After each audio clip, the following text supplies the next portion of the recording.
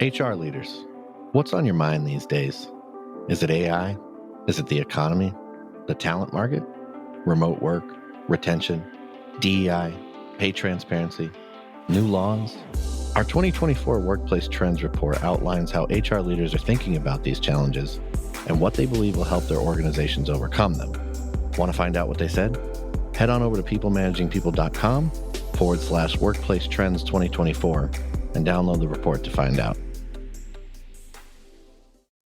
Have you ever been insecure? What about being insecure at work while trying to perform? I know that throughout my career, I've been plagued with insecurities. Am I good enough? Do I have the right skills? Do I have what it takes to grow my career? These insecurities can be debilitating. Insecurities can come from a variety of sources: a toxic work environment, uncertainty about your job, lack of feedback or reviews. There's a lot of different sources. In today's podcast, I'll be talking with Melanie Pump, an accomplished financial executive, business leader, and the author of DETOX, Managing Insecurities in the Workplace. We will hear Melanie's story, talk about insecurities and how they've showed up for her, and inspire others to take action if you're feeling insecure in your workplace. We're People Managing People, and our purpose is to build a better world of work. We're owners, founders, entrepreneurs. We're middle managers, team leaders. We represent every business function in an organization.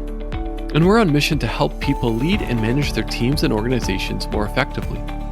So if you want to lead and manage better, and if you want to become a better organizational leader and more effective people manager, then join us. I'm your host, Tim Reitzma, and keep listening to find inspiration, actionable insights, and tools you need to recruit, retain, and manage and lead your people and organizations more effectively. And while you're listening to the show, please subscribe and join our mailing list on peoplemanagingpeople.com.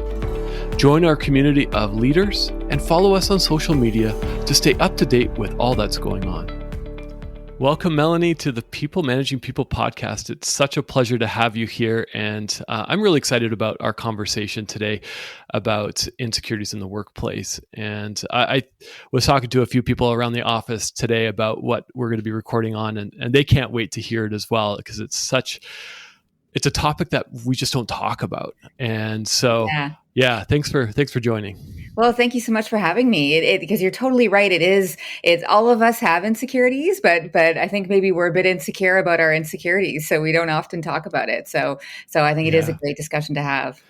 Yeah, for sure. And so before we dive into that actual topic, I would love to hear about your journey of your career, what led you to being a CFO, and let's take a couple of minutes so our guests can and our audience can learn who you are. Yeah, I'm happy to share, because it is our journeys are what helps us form the opinions and the learnings that we have. So and mine's a little bit unique. I started in the corporate world in my early 20s, and I came into it actually without any education yet. I'd actually had a bit of a rocky childhood, so I hadn't finished high school, and I was lucky enough to get a job as a receptionist at an engineering firm.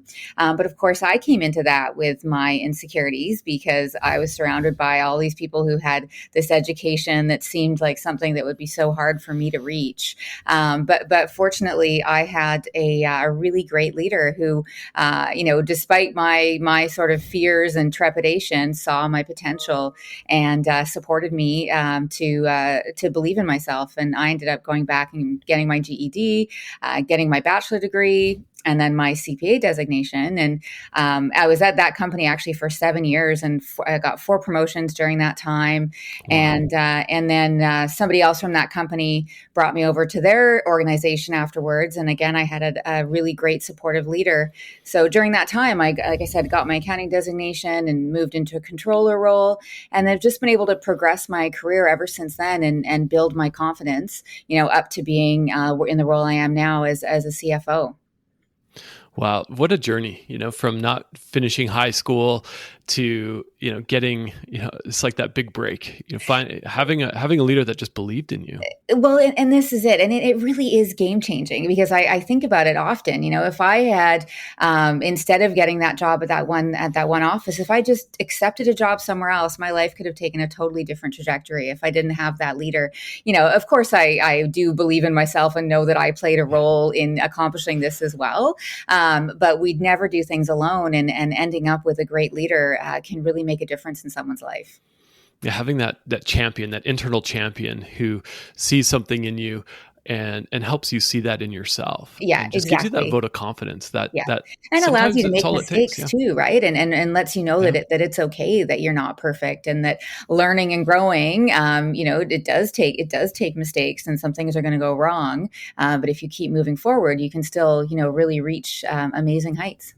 Yeah, that's amazing. And so throughout your journey, I'm just really curious, what led you to write this book about insecurity in the workplace?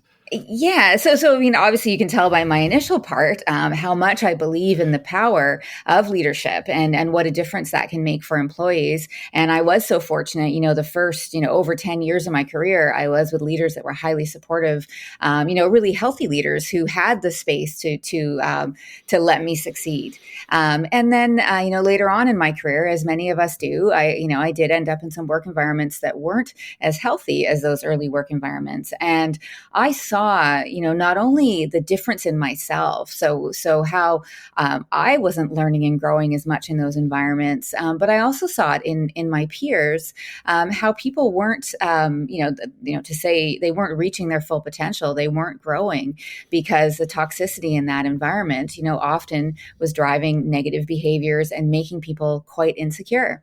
So the contrast between those two environments, like I said, so lucky to have that early great experience. But what that really did is highlighted just how detrimental a toxic or negative work environment can be. Yeah, it can really have an effect on you as an individual, right? I've heard the saying of, "Oh, do you just leave work at work?" But it just doesn't happen that way. It just doesn't. It doesn't. Work. And that goes both ways, right? How we say, you're supposed to kind of sort of leave your personal life at the door.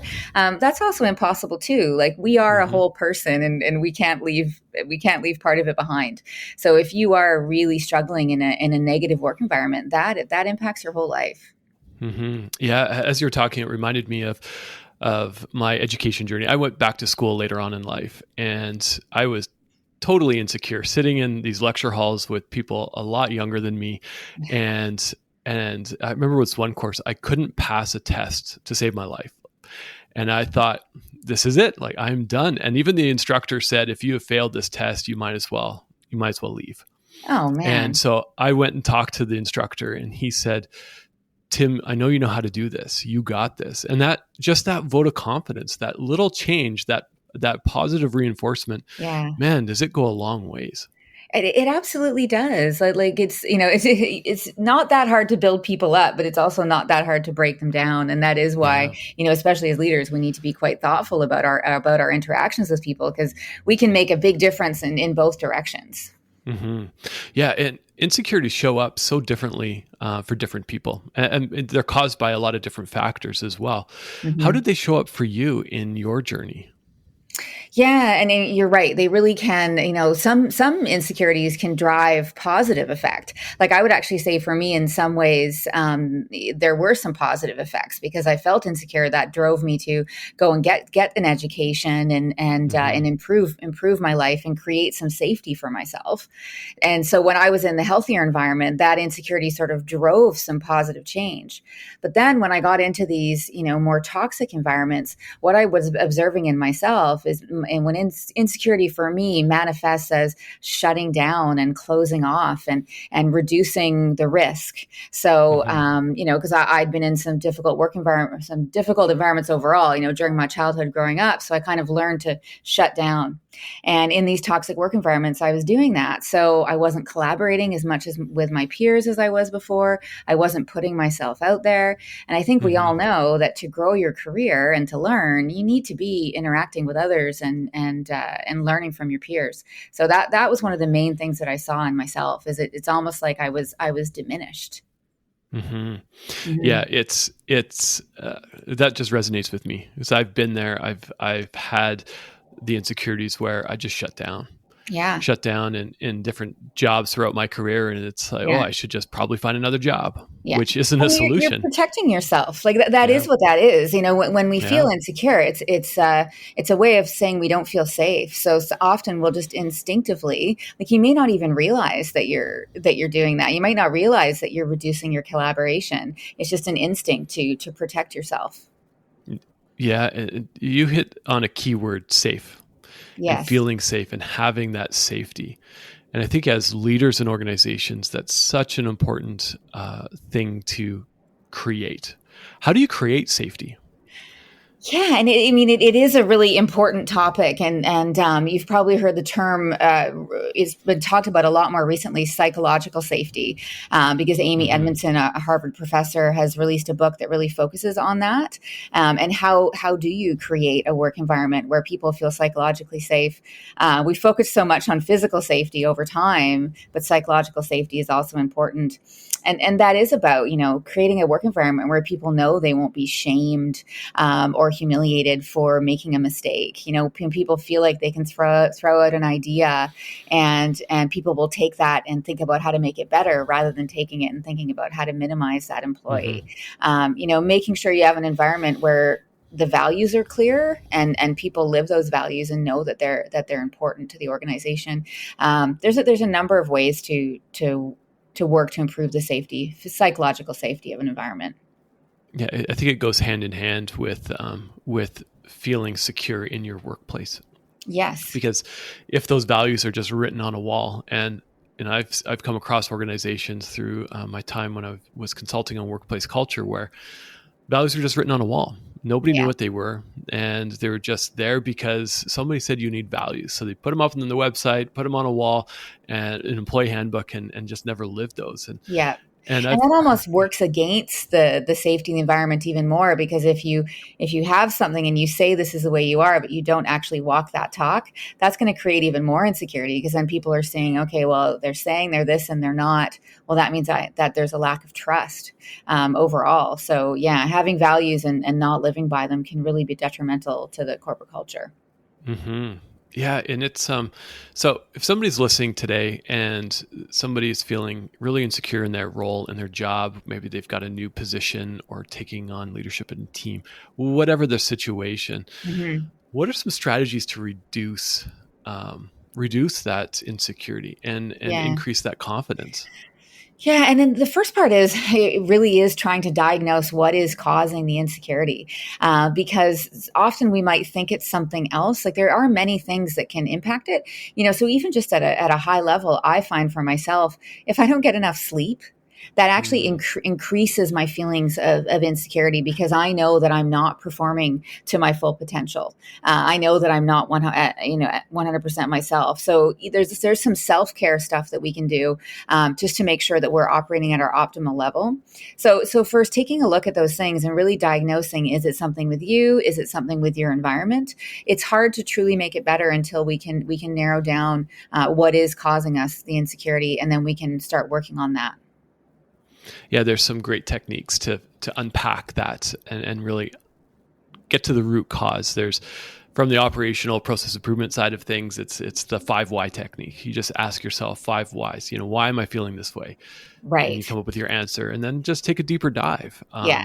And sometimes It's we have to yeah, take that deep dive, because our brains sometimes can be tricking us into thinking that it's something else. Like sometimes facing the thing that's actually making us insecure can be really difficult, because change is also scary. So hmm. sometimes, we may be almost avoiding or rationalizing the thing that's actually causing the problem. So it really can take some work to dig down and figure out, what is actually unsettling you and making you insecure. Hmm. Yeah, I think of I know for myself I've recently started a new role in a new company, and I believe you did as well. Hmm. And so going into into these positions, Yeah. our So much brains can insecurity. play tricks on us. Is like, am I fit for this job? Am I the right person? Do I, Yeah. do they really know what I can bring to the table? And Yeah. all these things that come to mind. And so, uh, what are some things that you've done personally? I know is taking on a new role, or even publishing a book. This is your first book. What was coming up for you when you wrote this or started a new role? And what are some things that you can teach me? Yeah. Well, part of it is, for one, being kind to yourself. I mean, we hear this all the time, but everything you just talked about there about thinking, am I right for this role? Do they actually know what I'm capable of? All these kinds of things. Those are so normal. Like when I moved into the role that I'm in now, I did say to myself, Melanie, there's going to be days that you're going to love this. There's going to be days where you're like, what did I do? And they don't know what I'm capable of, all these kinds of things. And accepting that, because the kinder you are to yourself, the more you'll feel secure. So definitely I do that, is just try to have a real awareness. And like I said, also, I've really learned over time to give myself self-care and to make sure I'm getting enough sleep, make sure that I'm eating well enough, make sure that I'm getting exercise, because all those things just do build into the overall, health of your mind. And when you have a healthy mind, you're better able to handle these other challenges that are coming at you, and you'll be able to maintain a level of security more easily. But also, again, that awareness and identifying what are the things that are making you feel insecure, because there may be some things that you do need to look at fixing. Maybe you're not getting enough support in your role. So asking for that, for example, or maybe you're really not clear.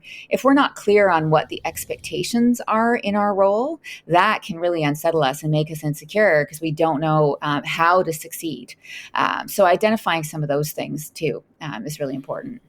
I had somebody come to me recently who was talking about how the expectations in their role just weren't clear.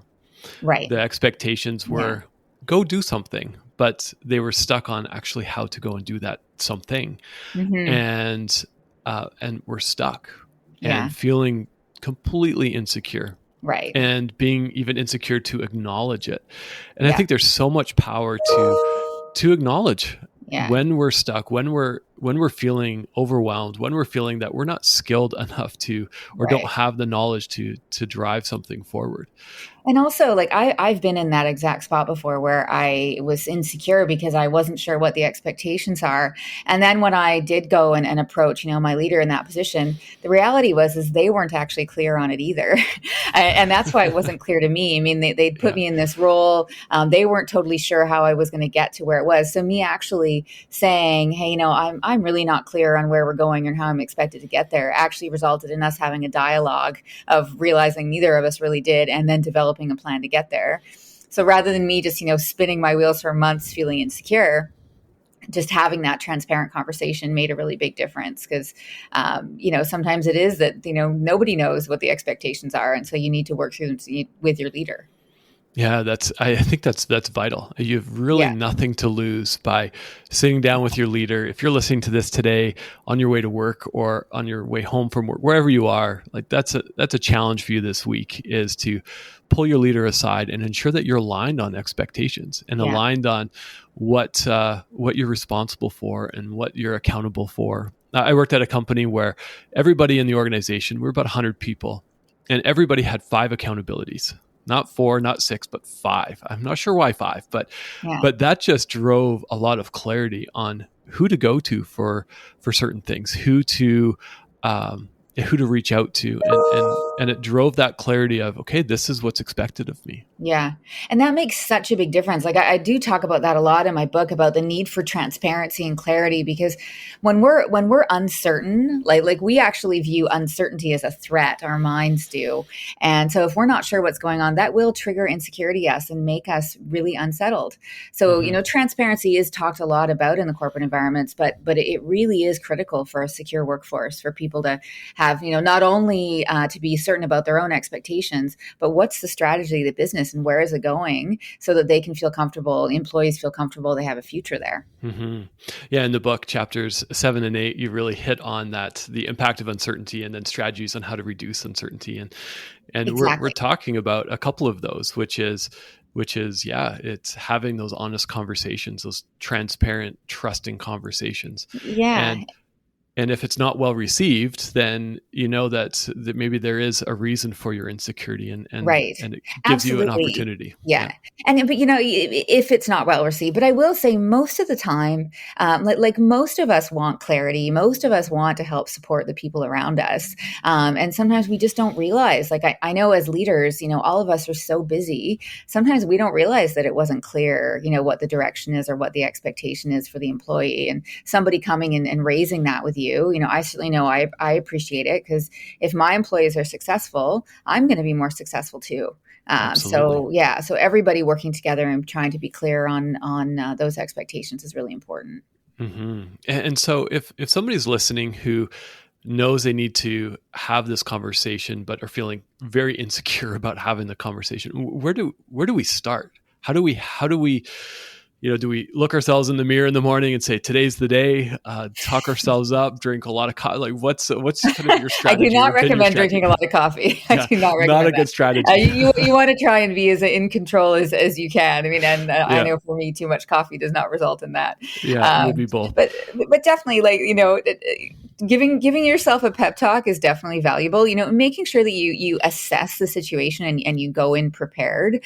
And this is different for each person.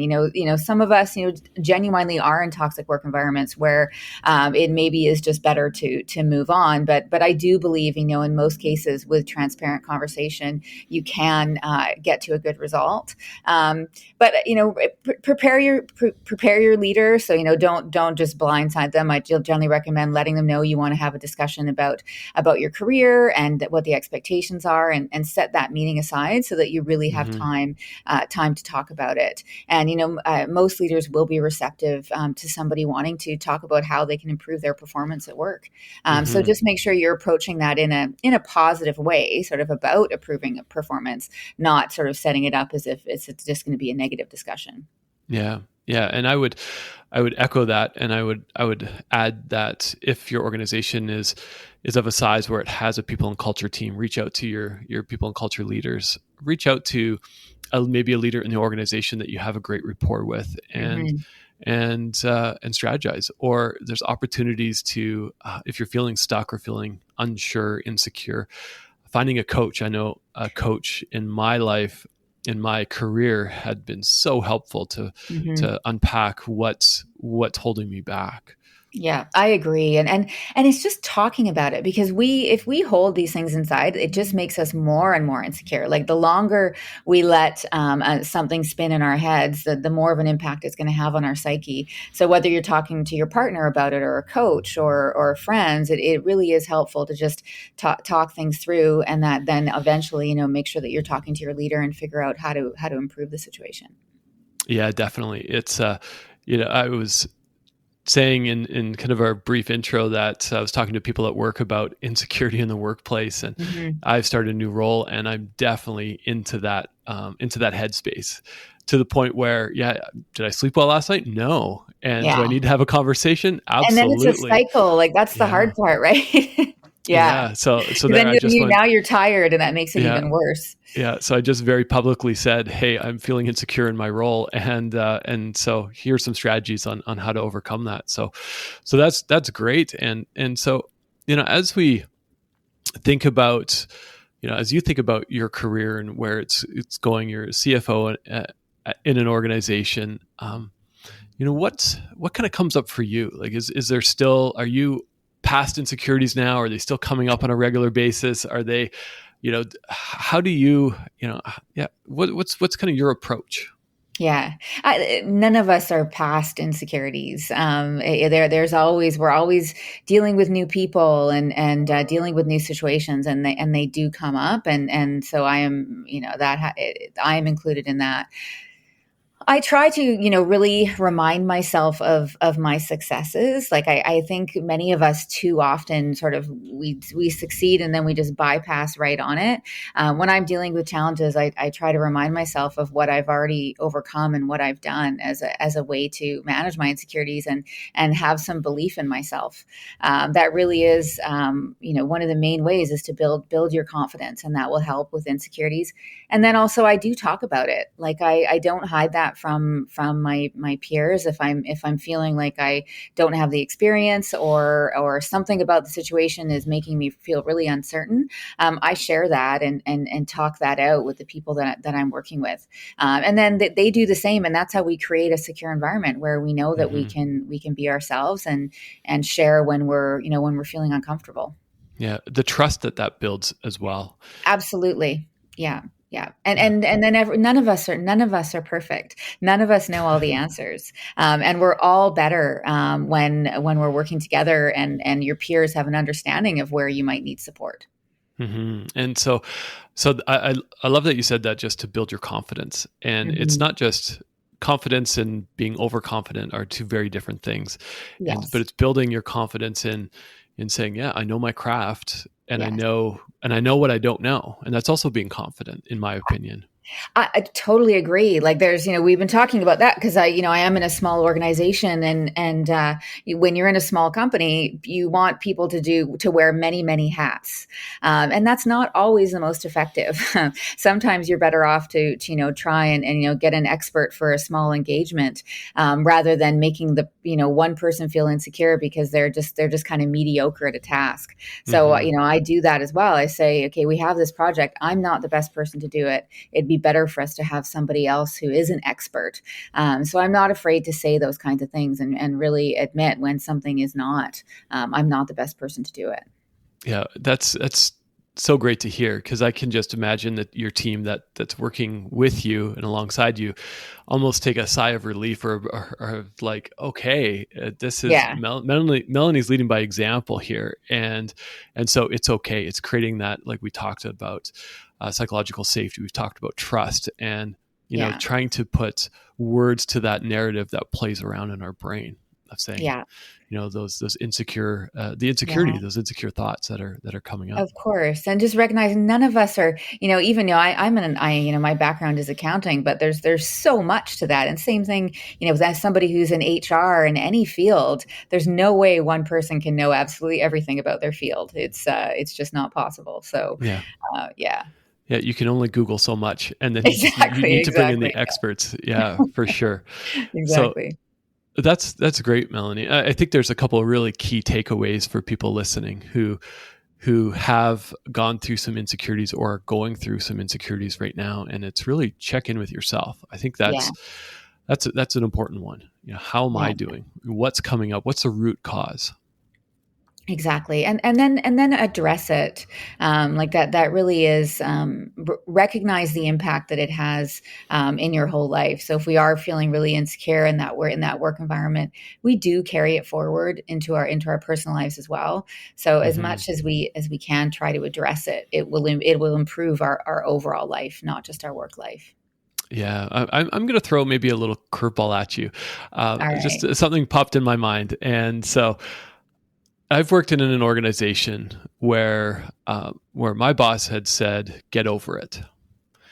How do you respond to a leader? Maybe it's your leader or leader in the organization with a feedback that just says, "Get over it." Well, I mean, it sounds like that leader maybe needs some coaching, because that is a way to shut down an employee, and they're not going to continue to open up if they're being told to get over it, and therefore their feelings aren't valid. That's difficult. Obviously, it depends on the situation as to what is your relationship with that leader. Is that leader just having a bad day? Because sometimes people are reactive because of what's happening in their own life. So diagnosing that. And then potentially, going and seeking some coaching yourself from somebody in HR, if you have that department, or another leader, as to how you can approach it with this leader, because that is quite dismissive behavior. And so then you need to assess if having a frank discussion with this person about how that made you feel is actually going to be effective, and that does depend on the leader. So that is something that's a bit hard to give direct advice on until we sort of assess the overall situation on it. Yeah, absolutely. But my general, if a leader is just telling you that you need to get over something, that's not being very respectful of your situation. Yeah, it's I've had colleagues, I've had friends who have been in these situations where emotion doesn't belong in the workplace, but it we can't hide our emotions. We We can't. We can't are who hide we our are. emotions. And And yeah. those are, that's probably, all of us have learned, even our leadership styles, we've learned from earlier aspects of our life. So somebody who is that has probably learned that behavior from somebody else, that it's better Yeah. to just not have emotion, and they have learned to function that way. But no, we can't hide our emotions. And when we do, that just makes us insecure because we're hiding part of ourselves. Absolutely. Yeah. And if we go to that approach of figuring out that root cause of those insecurities, it's, we can almost self-diagnose pretty quickly. And then we have to decide, well, what are we going to do about it? Right. Yeah. And that is the hard part. And it's not always easy because, many of us have, commitments and dependents, and changing to a new job is always risky. So it has to be a balancing act of the risks and the benefits to it. But, and I can tell you, when I've made the decision to leave toxic work environments and move on to other better environment, I've never regretted it. It's a real weight lifts when you move out of environment that is creating a lot of insecurity for you. Yeah, absolutely. It's looking for that environment where you can be safe, where there's trust, where there's psychological safety, where you've got a Yeah. leader who's got your back, who has your best Yeah. interest. And that's how we can manage our insecurity in the workplace Right. as Yeah. a leader as well as a team member. Yeah. And you're so much more likely to reach your full potential in an environment where you have those things. Like, I do, I've already said earlier, I think back sometimes to, if I hadn't gotten into that first job that ended up leading me down on the path of, 14 years of supportive leaders, where would I be today? I might still, not, I might still be at the front desk. I may not have gone back to school, but I did. And I'm very fortunate to have had those leaders. Yeah. Yeah. And they're out there in every organization. And so, Absolutely. yeah, if somebody's listening today and says, I do not have that supportive leader, well, guess what? There are supportive leaders out there. There's a lot out there. There is. And so it's